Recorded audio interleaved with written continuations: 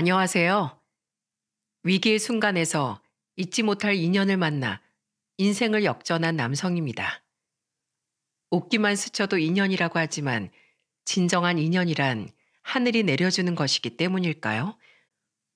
50년 넘게 살아오면서 참으로 많은 사람을 만났지만 기억에 남는 사람들은 그리 많지 않더군요. 게다가 기억에 남는 사람들 중에서도 인연이라고 부를 수 있을 만한 사람은 더 손에 꼽는 것 같아요. 사연투브의 애청자로서 저의 이 아름다운 인연을 여러분들께 꼭 소개해드리고 싶네요. 저희 집안은 가난했습니다. 하지만 처음부터 가난하게 태어난 건 아니었죠. 아버지가 살아계실 때만 해도 사정이 나쁘지 않았거든요. 시골 출신이었지만 가장으로서 성실하게 일하시는 아버지와 가정에 누구보다 헌신했던 어머니 덕에 장남인 저와 둘째 남동생, 막내 여동생은 먹고 살기 빠듯했음에도 동네 그 어떤 집보다 행복한 어린 시절을 보낼 수 있었죠. 그런 가정환경 덕분인지 저는 공부에 더욱 집중할 수 있었고 그 덕에 항상 좋은 성적을 낼 수 있었습니다. 머리가 좋은 편은 아니었지만 어머니께서 제가 큰아들로서 대학을 꼭 갔으면 하셨기에 이를 악물고 공부했죠. 그런 노력의 성과일까요? 저는 학력고사에서 괜찮은 성적을 받을 수 있었고 중위권에 나름 이름난 대학에 합격할 수 있었어요. 어머니, 저 합격했어요. 대학에 붙었다고요. 장하다, 장해. 우리 아들 장하다. 오빠, 이제 서울에서 사는 거야? 와, 너무 부럽다. 나도 공부 열심히 해서 오빠처럼 서울 가야지. 가족들의 축하를 받으며 상경하던 날, 기차에서 내리던 그 설렘을 잊을 수가 없습니다. 커다란 가방을 들고 얕보이면 안 된다며 한껏 멋을 부리고는 온갖 폼을 다 잡으며 길을 걸었죠.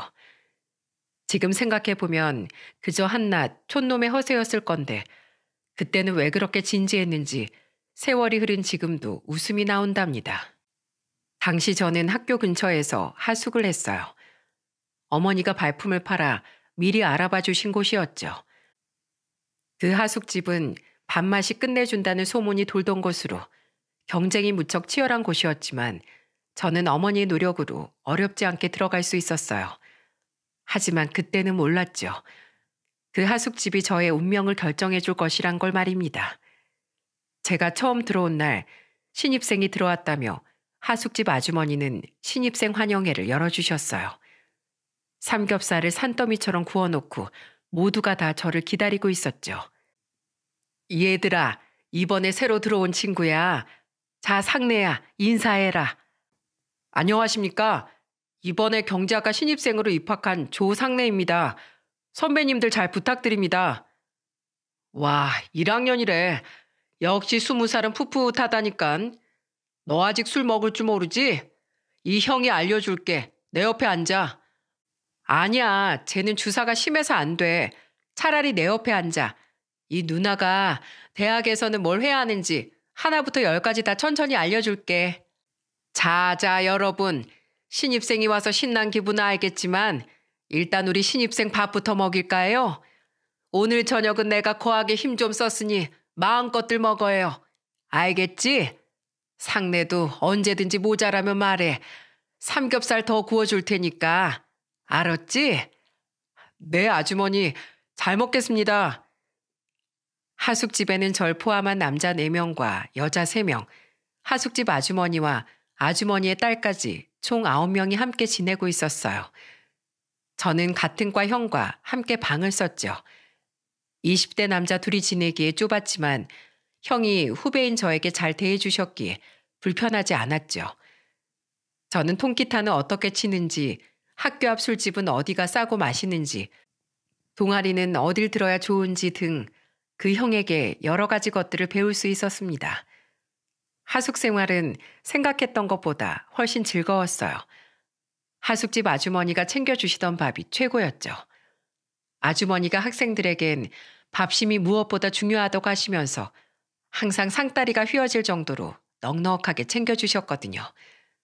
특히 소고기 묵국이 최고였죠. 우와, 오늘은 소고기 묵국이네요. 그래, 오늘 아침국은 상내가 가장 좋아하는 소고기 묵국으로 준비했어. 치, 또 소고기 묵국이야? 엊그제도 먹었던 것 같은데.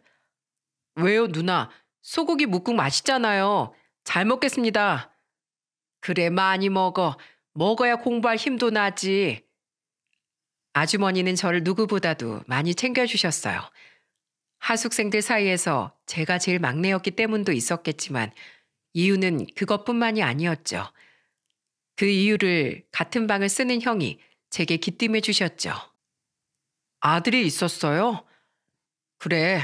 사실 아주머니한테 아들이 하나 더 있었는데 그 아들이 고등학교 때 병에 걸려서 세상을 떠났다나 봐. 전혀 몰랐어요. 언제나 밝은 모습만 보이셔서. 나도 자세한 건 몰라. 나도 우리 과 형한테 술 한잔 얻어먹다 들은 이야기니까. 그 형이 여기서 하숙을 할 때까지만 해도 같이 살았다더라고. 그러다 갑자기 병에 걸렸는데 반년 만에 상태가 나빠졌다나 봐. 손 쓸 새도 없었다는 거야. 그때 하숙집 분위기가 말이 아니었다고 그러더라. 아들이 살아있었다면 딱 지금쯤 대학생이었을 거래. 그래서 아주머니께서 남학생들한테 더 잘해주시는 거야. 아들 생각이 나시는 거지. 그런 사정이 있으셨다니 앞으로 아주머니께 더 잘해드려야겠다는 생각이 드네요. 그래, 형은 곧 졸업이니까 앞으로 네가 더 잘 챙겨드려. 아주머니께서 널 특히 예뻐하시는 것 같으니까. 네, 형. 형의 말대로 아주머니는 저를 많이 예뻐해 주셨죠. 어느 정도로 예뻐하셨냐면 제가 잘 먹는 반찬을 잊지 않고 외워두셨다가 챙겨주시는 건 물론이요. 점심에 학교 가서 먹으라고 주먹밥을 따로 싸주시기까지 하셨을 정도였으니까요. 저는 아주머니의 그런 마음이 너무도 감사했죠. 그래서일까 세상을 떠났다던 아주머니 아들이 알고 싶어졌어요. 어떤 아들이었길래 아주머니께서 얼마나 사무치는 그리움을 안고 저를 아껴주시는지 궁금했거든요. 저는 선배들이 자리를 비운 틈을 타 아주머니께 몰래 그 이유를 물어보았죠. 저기 아주머니, 형에게 들었어요. 아들이 하나 있었다고요. 그래, 있었지. 혹시 실례가 안 된다면 어떤 아들이었는지 물어봐도 괜찮을까요? 둘째 하니 살아있었으면 저희 또래였을 거라고 하던데. 맞아. 너희보다 2살 많았으니 살아있었으면 우리 하숙집에서 너희와 함께 살았을 거야. 그때가 엊그제 갔더니 벌써 4년이나 지났구나. 있잖니? 우리 아들은 책을 참 좋아했단다. 얼마나 좋아하는지 공부한답시고 책만 들여다보는 통에 걱정한 적도 있을 정도지.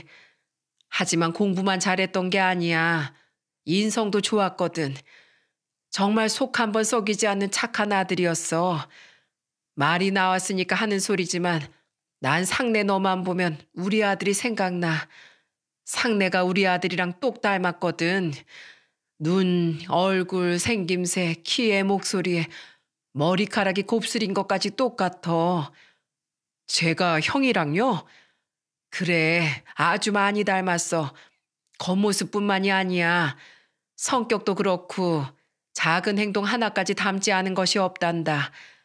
상내를 보고 있으면 마치 우리 아들이 살아있는 것 같아.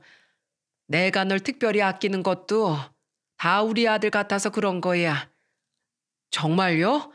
그렇게나 닮았어요? 그럼 연희한테 물어봐. 아마 연희도 너랑 오빠랑 쏙 닮았다고 할걸? 연희는 하숙집 아주머니의 딸로 저와 동갑인 여자애였어요.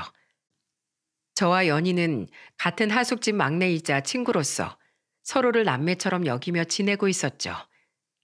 제가 감기에 걸렸을 때나 숙취로 고생하고 있을 때 등 끼니를 거르고 있으면 따로 꼭 밥을 챙겨줄 정도로요. 누가 아주머니 딸 아니랄까봐 지금 보면 연희도 참 정이 많았죠.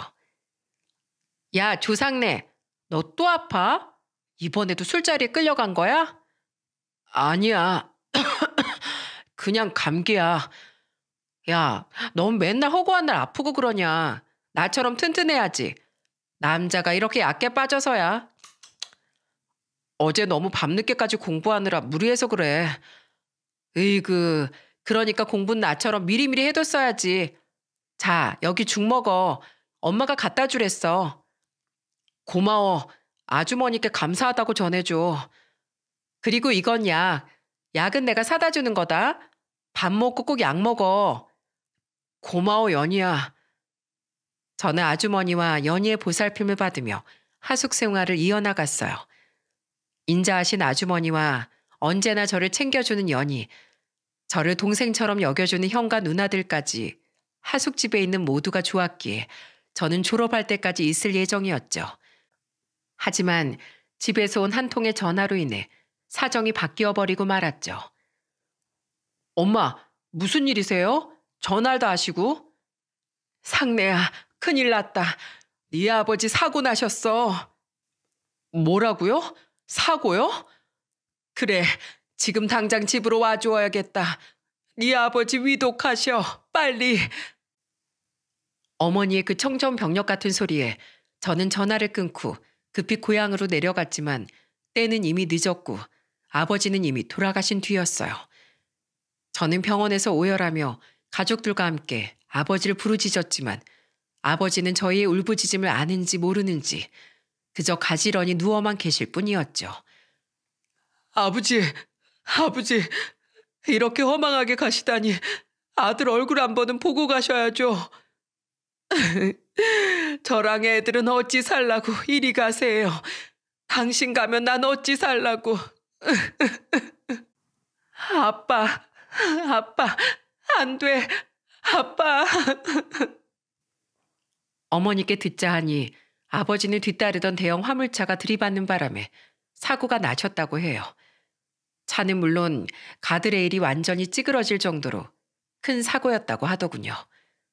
구급대원이 아버지를 응급실까지 모셔왔으나 피를 너무 많이 흘리는 바람에 손도 쓰지 못하고 과다출혈로 돌아가셨대요. 수술 한 번도 해보지 못한 채로요. 장례식장에서 허무한 표정으로 앉아있는 어머니와 울고 있는 동생들을 보고 있으니 가슴이 다 미어지는 것 같은 기분이 들었어요. 그 모습에 당장이라도 주저앉아 누구 눈치 보지 않고 엉엉 울고 싶었죠. 그렇게라도 울면 좋을 텐데 상주의 완장이 저를 울지 못하게 하더군요. 이 집의 장남으로서 앞으로 어머니와 동생들을 지켜야 할 기둥으로서 제가 무너져서는 안 되었으니까요. 저는 하숙집에 아버지의 부고를 알렸고 소식을 들은 하숙집 어머니와 연희가 장례식장으로 찾아와 주었어요. 감사하게도 이 먼 시골까지 내려와 주셨죠. 아주머니, 이 먼 곳까지 와주셔서 정말 감사드려요. 연희야, 너도 고마워. 내가 당연히 와야지 무슨 소리니. 그런 섭섭한 소리 말어라. 그나저나 하늘도 정말 무심하시지. 아버지께서 우리 상내가 결혼해서 떡두꺼비 같은 손주 낳고 오순도순 사는 것까지 보셨어야 했는데 이리 데려가시다니. 상내야, 아버님께서 갑작스럽게 가시긴 했지만 그래도 좋은 곳으로 가셨을 거다. 그러니 너무 낙심하지 말고 기운 내려무나. 그래 상내야, 아버지께선 좋은 곳으로 가셨을 거야. 그 대화를 끝으로 아주머니와 연희는 저를 안아주었죠. 그 따스한 품에 저는 눈물을 참지 못하고 아이처럼 엉엉 울고 말았어요. 아주머니는 그런 저의 등을 토닥여 주시며 제가 진정될 때까지 오래도록 안아주셨죠. 하지만 더 큰 문제는 아버지의 장례를 치르고 나서였습니다. 아직 고등학생인 남동생과 중학생인 여동생이 남아있었기 때문이었죠. 제 학비도 문제였습니다. 어머니는 생활비를 벌기 위해 공장에 취직하셨지만 여자 혼자의 몸으로 아이 셋을 키우긴 쉽지 않았고 저는 그런 어머니가 안쓰러워 학업보다는 일에 매달렸습니다. 새벽에는 신문 배달과 우유 배달을 했고 저녁에는 연탄을 날랐죠. 일하랴 학교 다니랴 언제나 잠이 부족했지만 혼자서 힘들게 일하시는 어머니를 생각하면 버틸 수밖에 없었어요. 상내야, 너무 무리하는 거 아니야? 아무리 돈이 필요하다지만 이러다 너 병나겠어. 연희야 고마워. 근데 나 괜찮아. 괜찮은 것 같지 않은데 좀 쉬는 게 어때? 아니야. 내가 쉬면 어떡해. 동생들도 아직 학교 다녀야 하고 앞으로 이래저래 돈 들어갈 일이 많을 텐데 적어도 막내가 고등학교 졸업할 때까진 힘내야지. 하지만 저의 각오와 다르게 학업과 아르바이트를 하면서 동시에 집의 생활비까지 감당한다는 건 쉽지 않았어요. 저는 하루가 다르게 지쳐만 갔고 버티고 버티던 저는 결국 학업을 포기하기로 마음먹었죠. 아주머니, 죄송하지만 하숙은 이번 학기까지만 하려고 해요. 다음 학기부턴 학교를 그만둘까 합니다. 뭐라고? 학교를 그만둬? 네, 저 도저히 안 되겠어요. 학비에 집 생활비에 동생들 뒷바라지까지 지금 하는 일만으로는 그 많은 돈을 감당할 수가 없어요.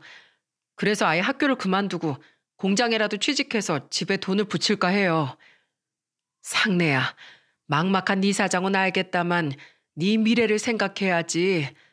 지금 당장이야 힘들겠지만 대학 졸업장을 따놓으면 더 좋은 환경에서 시작할 수 있잖니.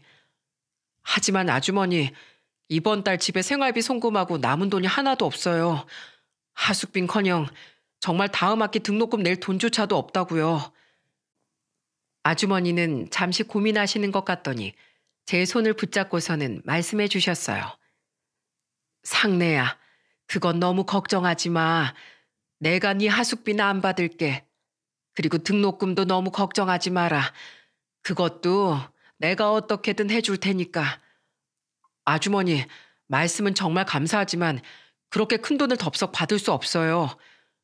상래야, 네가 우리 아들 닮았다고 했던 말 기억하지? 사실 아들 대학 가면 등록금 해주려고 내가 모아둔 돈이 따로 있단다. 그 돈 내가 우리 아들한테 쓴다고 생각할게.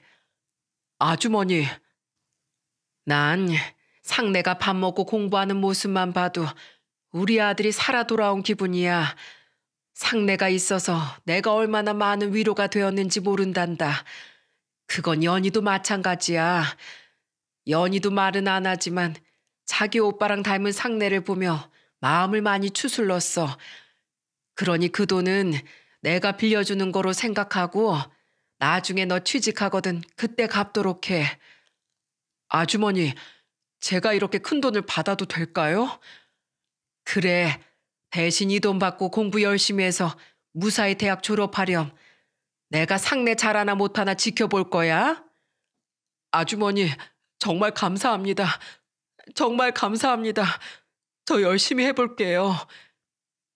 그렇게 대학을 포기하려던 전 아주머니의 도움으로 학업을 이어나갈 수 있게 되었고 좋은 성적으로 대학을 졸업할 수 있었어요. 졸업식 날 바람이 불어 제법 쌀쌀한데도 아주머니와 연희는 꽃다발을 들고 저를 찾아와 주었죠.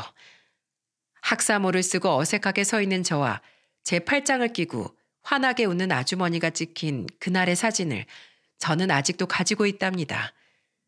좋은 학점으로 졸업한 덕에 제법 이름 있는 중견기업에 취직한 저는 생각이 날 때마다 아주머니께 전화를 드리곤 했어요.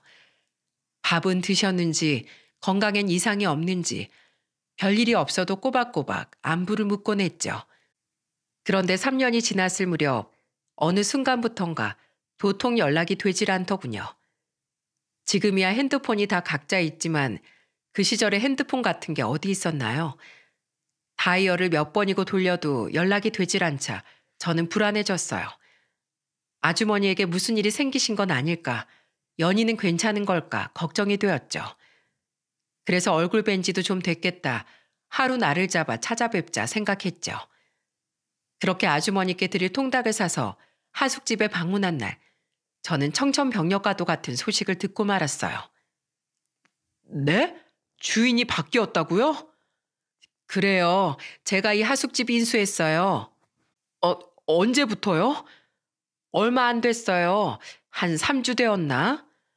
그럼 원래 계시는 아주머니는 어디 계세요? 그건 모르죠. 저한테 이 하숙집을 일체 맡기셨을 뿐 어디로 간다고 말씀은 없으셨어요.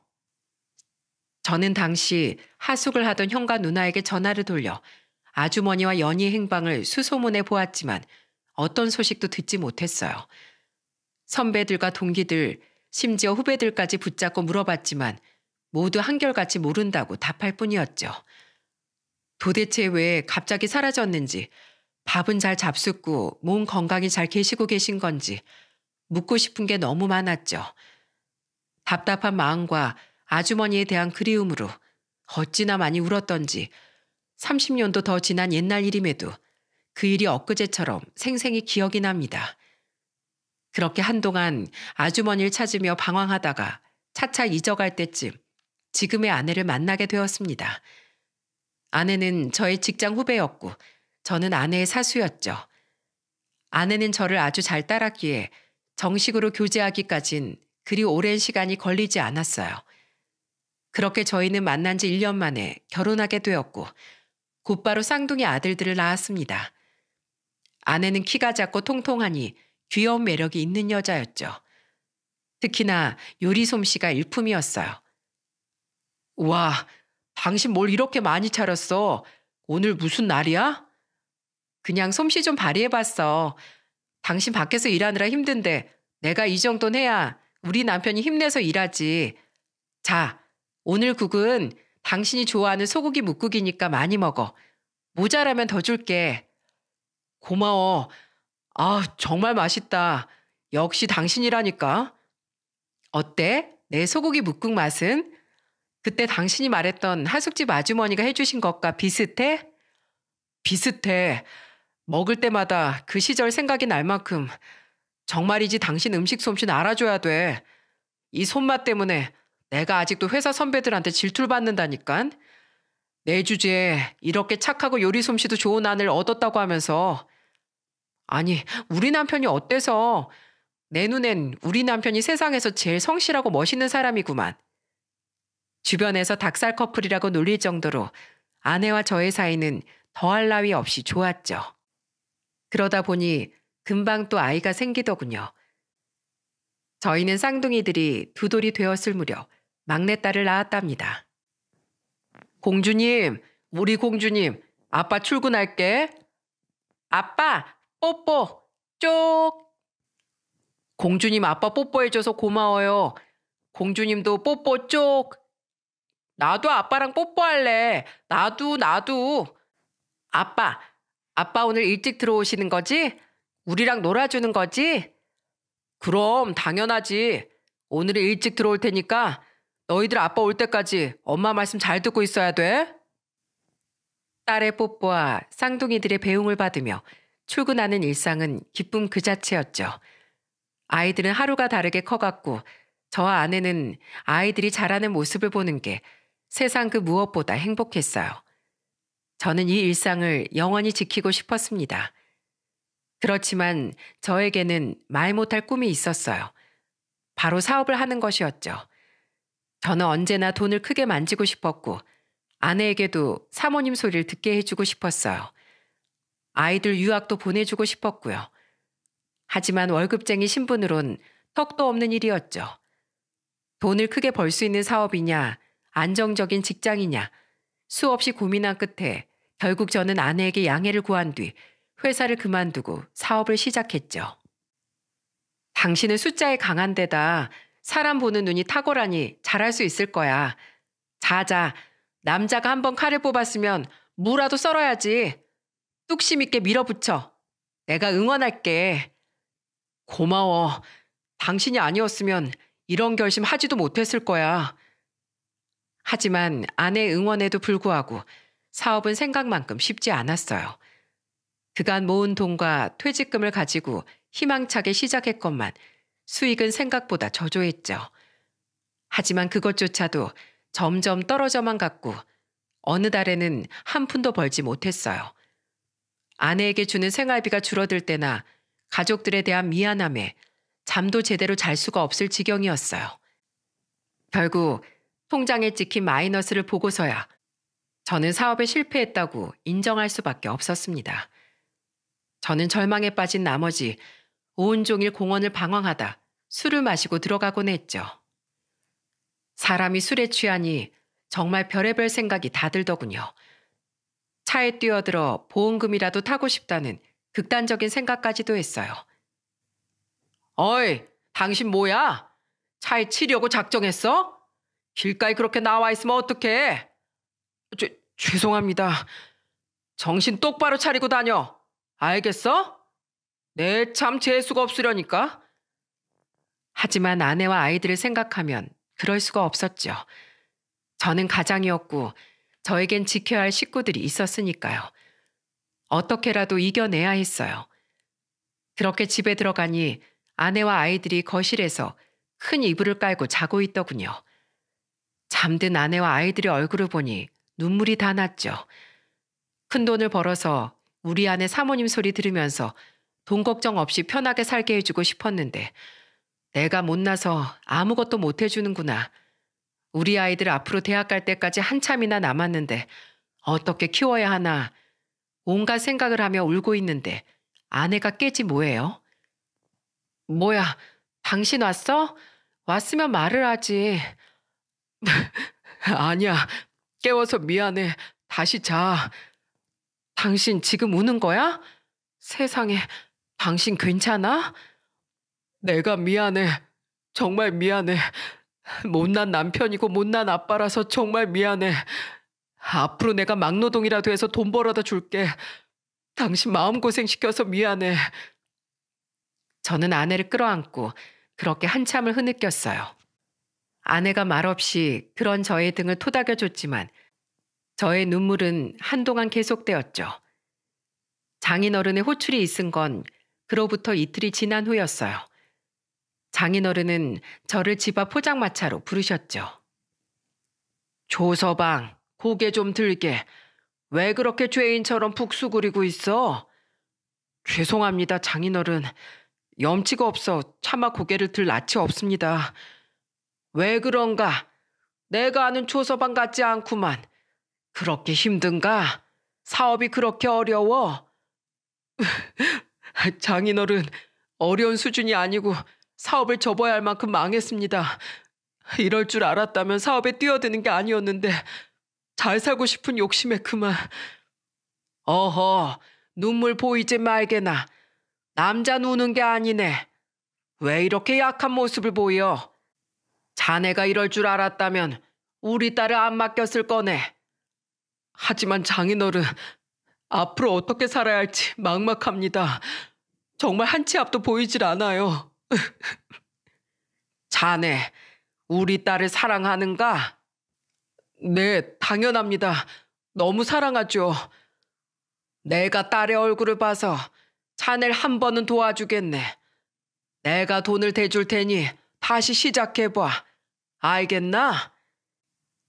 저는 장인어른의 말에 술이 확 깨는 느낌이 들었어요. 우리 딸 앞길 막지 말고 당장이라도 이혼하라는 말을 들을 줄 알았는데 도와주신다니 생각지도 못했죠. 자네는 도움을 받았다고 생각하지 말고 큰돈 내고 공부했다 생각하게. 어디서부터 잘못되었는지 사업을 밑바닥부터 점검해봐. 그게 다 다음 사업의 미천이 되는 걸세. 장인어른, 감사합니다.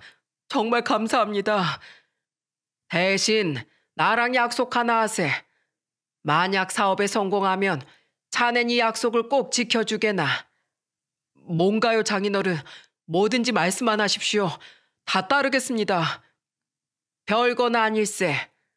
그저 자네가 남에게 은혜를 받았으면 그 은혜를 남에게 베풀 줄 아는 사업가가 되어 주었으면 좋겠네. 세상엔 남에게 받았으면서도 그 은혜를 잊고 저 혼자 잘난 듯 사는 사람이 넘쳐나네. 하지만 자넨 그러지 않았으면 좋겠어. 내가 왜 이런 말을 하는 줄 아나? 사실 나도 사업을 여러 번 실패했었네. 하지만 그 실패에도 도와주는 사람이 있었어. 그들이 날 믿고 끌어주었기에 지금의 내가 있는 셈이지. 그 사람들이 없었다면 나도 내 사업을 30년 동안 운영하지 못했을 걸세. 그래서 난 그 마음을 잊지 않고자 매년 불우유 성금을 내고 가난한 자들을 위한 봉사활동을 꾸준히 하고 있다네. 자네도 내 뜻을 이어 남을 배려하는 마음으로 살게나. 당연합니다, 장인어른. 말씀 뼛속 깊이 새기겠습니다. 감사합니다. 정말로 감사합니다. 장인어른은 다음날 저에게 실패를 만회할 만한 돈은 물론이요, 다음 사업에 필요한 자금까지 입금해 주셨어요. 통장에 입금된 돈을 보고 얼마나 울었는지 모릅니다. 은행에 있던 사람들이 전부 수근거릴 정도였죠. 그렇게 저는 장인어른의 도움을 받고 새로운 마음으로 다시 사업을 시작할 수 있게 되었습니다. 제가 다시 사업을 시작하자 제일 좋아했던 건 역시 아내였어요. 일에 몰두하는 저의 모습을 아내는 누구보다 더 지지해 주었죠. 남편, 요새 힘들지? 아니야, 하나도 안 힘들어. 오히려 몸이 쌩쌩할 정도야. 우리 남편 누구보다 열심히 사는 거 내가 다 알아. 하늘도 그 마음을 어여삐 봐주실 거야. 내가 언제나 믿고 있어. 고마워. 당신이 믿어줘서 내가 힘내서 일할 수 있어. 장인어른의 말씀대로 사업을 밑바닥부터 점검하는 건 공부를 다시 하는 것과 다름없었어요. 하나하나 차근차근 짚어나가니 왜 이제 알았나 싶을 정도로 고쳐야 할 부분이 정확히 보이더군요. 저의 이런 노력을 하늘도 갸륵하게 봐주신 건지 장인어른의 조언과 아내의 지지로 사업은 몸집을 키울 수 있었고, 나중이 되어선 몇 개의 공장을 운영할 수 있을 정도로 규모를 늘릴 수 있게 되었죠. 몇 년 후 저는 꽤 성공한 사업가이자 공장을 여러 개 운영하는 사장으로서 완전히 제 기에 성공할 수 있었습니다. 그렇게 자리 잡고 시간이 흐른 후 저는 잊지 못할 인연을 만나게 되었어요. 이제 각 고등학교를 졸업한 앳된 얼굴의 한 여자아이가 일을 시켜달라며 다짜고짜 제 공장에 찾아왔죠. 그런데 상태가 좀 이상했어요. 분명 이력서상 나이는 20살인데 마치 인생을 다 산 노인의 표정을 하고 있었거든요. 여자아이 이름은 박지은. 나이는 20살이고 대학엔 가지 않고 고등학교를 졸업 후 바로 취업을 하기 위해 공장에 찾아왔었다고 했어요. 출신 고등학교가 지역에서 나름 이름난 명문이었던 것 같은데 어째서 대학에 가질 않았냐고 물으니 다짜고짜 돈이 필요해서 그랬다고 하더군요.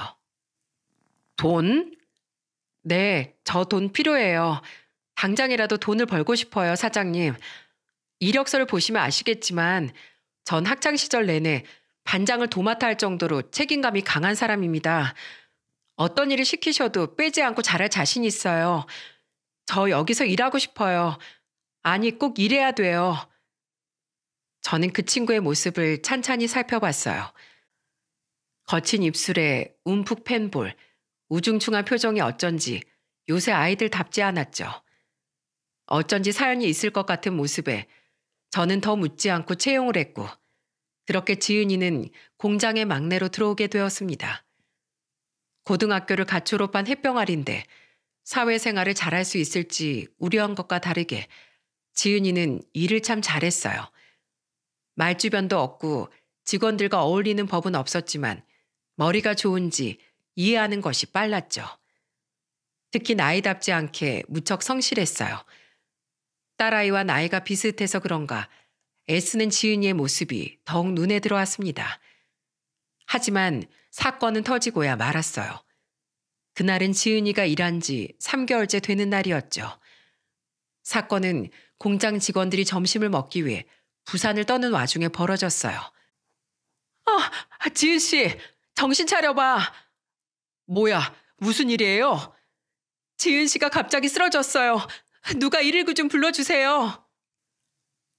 조금 떨어진 곳에서 직원들과 이야기를 하고 있던 저는 그 광경을 목격하고 상황을 확인하기 위해 달려갔어요.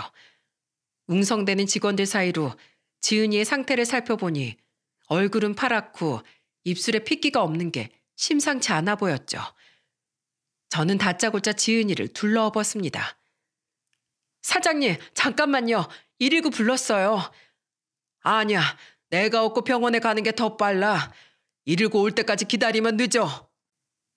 저는 그렇게 지은이를 업은 채로 공장을 나와 바로 건너편에 있는 병원 응급실로 달려갔어요. 옆에서 직원들이 소리쳤지만 다른 생각은 들지 않았어요. 빨리 애를 살려야겠다는 생각뿐이었죠. 다행히 응급실에서 조치를 잘 취해준 덕분에 지은이는 곧바로 병원에 입원할 수 있었어요.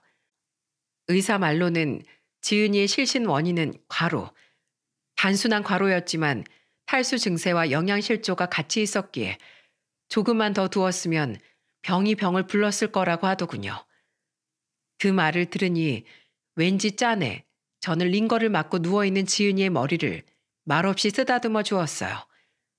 그러자 갑자기 지은이가 눈물을 터뜨리더군요. 소동을 일으켰으니 그만두라고 하면 어쩌지 내심 속으로 걱정하고 있었다고 하면서요. 그런 일로 그만두라고 하지 않아. 오늘은 링거 맞고 좀 쉬어. 아니다. 기왕이면 주말까지 쉬어. 일은 생각하지 말고 네 몸만 생각해. 감사합니다, 사장님. 젊은 애가 잘 먹어야지. 병원비 회사에서 처리해 줄 테니 걱정하지 말고 잘 쉬다 와. 건강한 모습으로 다음 주에 보자. 그때부터 지은이는 저와 공장 식구들에게 마음을 열기 시작했어요. 저도 직원들도 그런 지은이를 귀여워했고 지은이도 처음과 비교하면 많이 밝아졌죠. 하지만 지은이에게 밝은 모습만 있던 건 아니었어요. 일할 때 가끔씩 눈물을 글썽이더니 심지어 울기까지 했거든요. 남들에게 들킬까 허공을 바라보며 울지 않으려고 애쓰는 것 같았지만 흘러넘치는 눈물을 주체할 수 없는지 일하는 와중에도 몰래 눈물을 훔치더군요. 그뿐만이 아니었습니다. 직원들이 모두 식사하러 간 점심시간엔 공장 계단에서 쭈그려 앉아 혼자 울기까지 했었죠. 캄캄한 계단에서 서글프게 우는데 그 모습이 무척이나 짠하더군요. 이제 겨우 20살짜리 애가 무슨 일이 있길래 저리 우나 싶었죠. 그렇게 지은이가 일한 지 반년이 좀 넘어갔을 무렵 지은이가 사장실로 갑작스레 찾아오더군요. 무슨 일로 왔나 용건을 물어보니 지은이가 울면서 월급을 가불해달라는 게 아니겠어요? 사장님, 죄송하지만 저 월급 2달치만 가불해 주실 수 있으신가요? 이렇게 부탁드립니다. 지은아, 무슨 일이야? 월급을 가불해달라니. 사장님, 제발 이렇게 부탁드려요. 제가 정말 더 열심히 일할게요. 네? 저 그 돈 없으면 안 돼요. 제발 부탁드려요, 사장님. 울지 말고 천천히 말해봐. 나도 사정을 알아야 도울 거 아니야. 실은 저희 엄마요. 사장님, 저희 엄마 한 번만 살려주세요. 저희 엄마 희귀병으로 인해 집안에 누워만 계세요. 제 도움 없인 일어나지도 못하고 밥도 제대로 못 드세요. 하지만 불쌍한 우리 엄마, 희귀병이라 나라에서 일정 부분만 보험 처리가 돼서 나머진 저희가 다 감당해야 돼요. 그래서 지금 제대로 치료도 못하고 계세요. 지금 제 상황으론 도저히 엄마 병원비와 약값을 감당할 수가 없어요. 이런 말씀 드려서 죄송합니다. 지은이의 입에서 나온 말은 충격적이었죠. 저는 지은이가 공장 계단에서 쪼그려 앉아 울었던 게 생각났어요. 그리고 동시에 어떤 한 가지 기억을 떠올렸죠. 바로 제가 사업에 실패했을 때 장인어른이 하신 말씀이요. 지은아, 사정은 잘 알겠어. 2달치, 아니 3달치 가불해 줄게. 하지만 조건이 있어. 감사합니다. 정말 감사합니다. 근데 조건이라는 게 뭐예요? 내가 어머님을 좀 뵐 수 있을까? 귀한 딸을 우리 공장에 보내주셨는데 내가 인사도 드릴 겸 어머님 상태도 볼 겸 가서 얼굴을 뵙고 인사를 드릴게. 내가 그 정도는 해도 되지? 제 말에 지은이는 한참 고민을 하더니 고개를 끄덕였고 곧바로 지은이의 집에 방문했어요. 공장에서 차로 20분, 지은이의 안내로 들어간 다세대 주택 반지하 월세방은 2사람이 지내기엔 몹시 낡고 허름하더군요. 엄마 일어나 봐. 우리 공장 사장님이 엄마 보러 오셨어. 다행히 사장님이 월급 가불해 주시겠대. 이제 사장님이 주신 돈으로 치료받을 수 있어. 정말 고마우신 분이시구나. 감사합니다. 정말로 감사합니다. 전 지은이 어머님한테 인사를 하며 방으로 들어갔습니다. 안녕하세요. 처음 뵙겠습니다. 그렇게 전 지은이 어머님이랑 눈이 마주쳤습니다. 근데 이게 무슨 하늘의 장난인 걸까요? 저는 지은이의 부축을 받으며 인사를 해오는 지은이 어머니를 보고 정말로 기절하는 줄 알았습니다. 바로 지은이 어머니는 35년 전 제 인생을 구제해준 은인과도 같은 사람이었습니다. 혹시 이름이 연희 아니세요? 네? 절 아세요? 맞구나. 맞아. 하숙집 아주머니 딸 연희 맞지? 나 너희 집에서 하숙했던 상내야. 조상내라고. 상내? 정말이야? 정말 그 상내가 맞아? 맞아. 나야 나.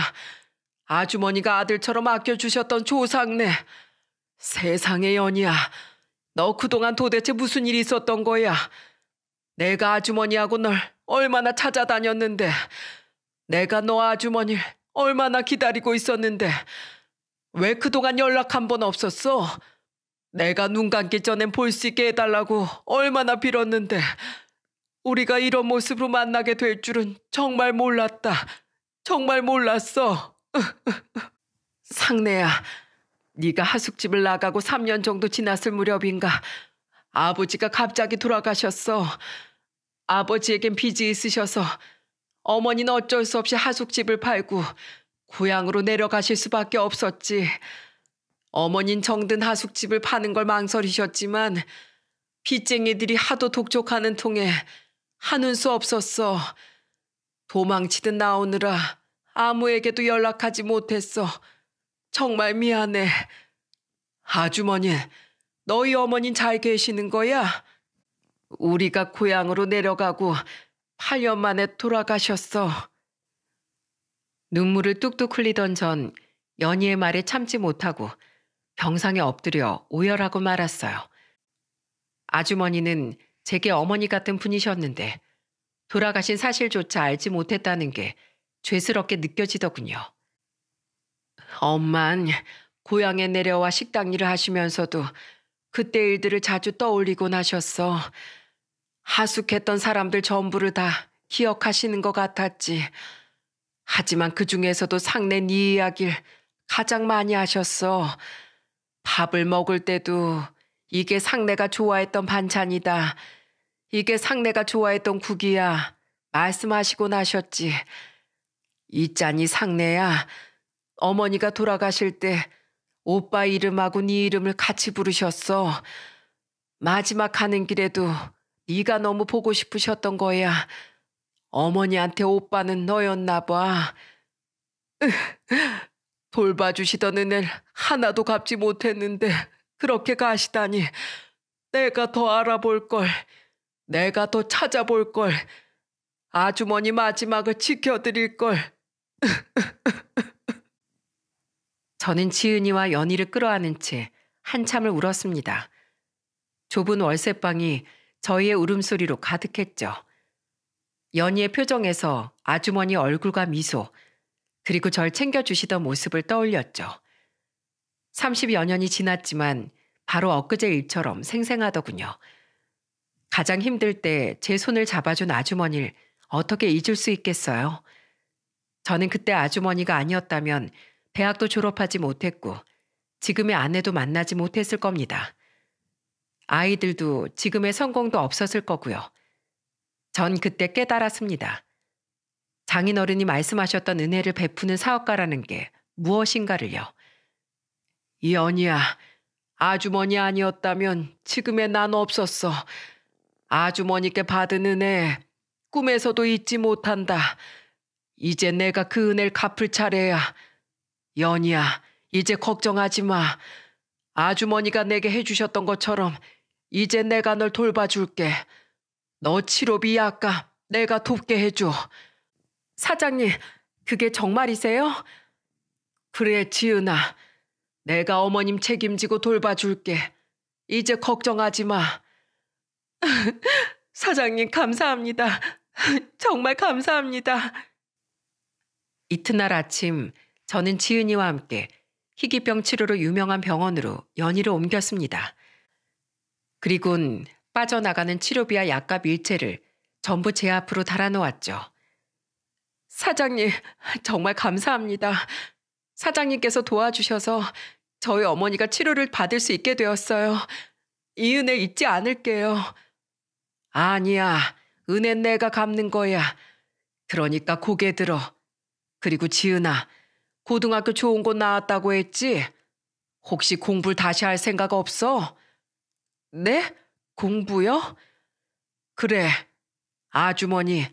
그러니까 너희 외할머니께서 내가 돈이 없어 대학을 자퇴하려고 했을 때 공부를 포기하지 말라며 등록금을 내주셨단다. 지은이를 보면 그때 내 생각이 나. 돈 버는 것도 좋지만 아직 앞날이 창창한데 어머니를 위해서라도 지은이니 미래를 위해서라도 대학은 나오는 게 좋아. 학원비나 책값은 내가 내줄 테니까 그런 건 걱정하지 말고.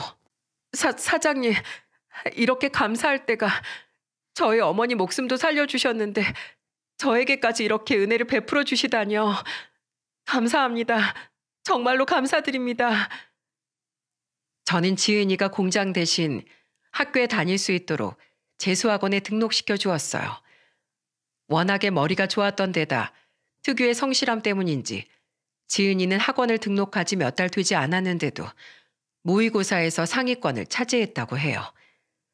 그렇게 피를 깎는 노력 끝에 다시 수능을 본 지은이는 2번의 재수 끝에 좋은 성적을 거둘 수 있었고 이름 있는 명문대에 들어갈 수 있게 되었죠. 합격자 발표 날 합격을 확인하자마자 저에게 전화를 건 지은이의 들뜬 목소리가 기억이 나네요. 처음 제게 보여주었던 모습은 이미 온데간데 없었죠. 아마 이게 지은이의 원래의 성격이었겠죠. 대학에 합격도 했겠다. 저는 지은이의 대학 근처에 20평짜리 새 아파트를 하나 구해주었어요. 평수가 크진 않았지만 그래도 2사람이 살기엔 부족하지 않은 집이었죠. 아파트를 계약할 때 지은이가 처음 보는 액수라며 손을 벌벌 떨더군요. 사장님, 정말로 이 서류에 제가 사인해도 돼요? 그럼 당연하지. 앞으로 이 집에 엄마랑 함께 살면서 공부 열심히 하도록 해. 내가 지은이 잘하는지 꼭 지켜볼 거야. 사장님, 그럼요. 저 정말 열심히 할게요. 꼭 지켜봐 주세요. 지은이는 정말로 입학한 뒤부터 열심히 학교를 다니고 있습니다. 교수님뿐만 아니라 동기와 선후배들로부터 사랑을 받으며 캠퍼스를 누비는 지은이의 모습에 제가 다 감개무량했답니다. 아참, 지난주엔 지은이와 함께 아주머니의 산소에도 다녀왔어요.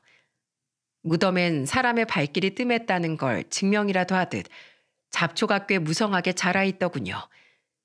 지은이와 저는 가자마자 벌초를 했고 비서까지 싹싹 닦고 나니 그간 찾아뵙지 못해 죄송했던 마음의 짐이 어느 정도 씻기는 것 같더군요. 저는 간소하게 포와 과일, 떡과 술을 올리고 예를 갖춘 뒤 산소 앞에서 아주머니께 기도를 올렸습니다. 아주머니, 상내 왔어요. 아주머니께서 아들처럼 사랑해 주셨던 저 조상네예요. 이제야 찾아뵙게 되어서 정말 죄송해요. 저 못난 저를 일으켜 세워지고 언제나 지탱해 주시던 아주머니 은혜를 영원히 잊지 않겠습니다. 아들처럼 아껴주셨던 마음을 기억하며 아주머니의 후손들, 딸인 연희와 외손녀 지은일, 저희 식구라고 생각하고 끝까지 책임지겠습니다. 늦었지만 하늘에서도 편히 잠드세요. 저의 이런 기도 덕분인지 그 무렵엔 연희의 상태도 조금씩 좋아졌어요. 의사 말로는 처음에 비해 상당히 호전되었다고 하더군요. 덕분에 한동안 병원에서 집중 치료를 받던 연희는 집과 병원을 오가며 치료를 받을 수 있었고 따뜻한 집에서 지은이와 더욱 많은 시간을 보낼 수 있게 되었죠. 아내도 그런 연희를 보러 종종 찾아갔습니다. 그간 말씀 많이 들었는데 경황이 없어서 이제야 찾아뵙네요. 연희 씨가 저희 남편과 남매 같았다면서요? 그거 아세요? 남편 아직도 소고기 뭇국을 먹을 때마다 아주머니 이야기를 하곤 해요. 어머니가 상내 이 친구를 특히나 예뻐하셨죠. 상내가 저희 어머니 아들과 다름없었어요. 아, 그래요? 연희 씨, 말벗도 없이 혼자서 지내기 적적하시죠? 앞으로 제가 자주 찾아올 테니 하숙 시절 있었던 일 종종 이야기해 주세요. 우리 서로 형님 동생하며 자매처럼 친하게 지내요. 네? 아내는 연희의 손을 꼭 붙잡고 말했습니다. 아내와 연희가 얼마나 다정했던지 그 모습을 지켜보던 저와 지은이가 몰래 눈물을 훔쳤죠. 그때 저는 다시 한번 하늘에 계신 아주머니께 기도했어요. 제가 이 행복을 끝까지 지킬 테니 우리의 아름다운 인연을 지켜봐 달라고요. 그리고 저에게 이런 기적을 내려주셔서 감사하다고요. 사실 저는 장인어른이 도와주신 해부터 매년 봉사도 나가고 성금과 후원을 꾸준히 해왔습니다. 하지만 지금까지 했던 후원 중에서 연희와 지은이에게 했던 후원이 가장 값진 것 같아요. 장인어른의 말씀처럼 은혜를 받고 보답을 받았으면 꼭 갚아야 한다는 걸 연희와 지은이를 통해 깨달을 수 있었으니까요. 저는 제 인생에서 앞으로 다시 없을 은인인 아주머니를 기억하며 연희와 지은이를 위해 최선을 다해 살아가 보려고 합니다. 저의 이런 노력을 여러분들께서도 지켜봐 주셨으면 해요. 사연투브의 애청자 여러분, 오늘 여러분께 사연을 보내드린 이유는 제가 여러분들께 꼭 드리고 싶은 말씀이 있어서예요. 우린 알게 모르게 많은 사람들에게 도움을 받고 살아가고 있습니다. 살아간다는 건 남에게 도움을 받기도 주기도 하는 것이죠. 사는 것이 바빠 받은 도움을 자주 잊어버리곤 하지만 그럼에도 우리는 주어진 인연에 감사하며 받은 은혜를 잊지 않도록 노력해야겠습니다. 여러분, 각골난망이라는 고사성어 아시나요? 각골난망이란 은덕에 대한 고마움을 뼛속 깊이 새긴다는 말입니다. 제가 아주머니에게 받은 은혜를 잊지 않고 뼈에 새겨 장인어른의 말씀처럼 연희와 지은이에게 베풀었듯이 여러분도 어려울 때 도와줬던 고마운 분들을 잊지 말고 기억해 주셨으면 해요. 인연을 소중히 하는 그 마음이 언젠가 여러분의 삶에 보답으로 다가올 겁니다.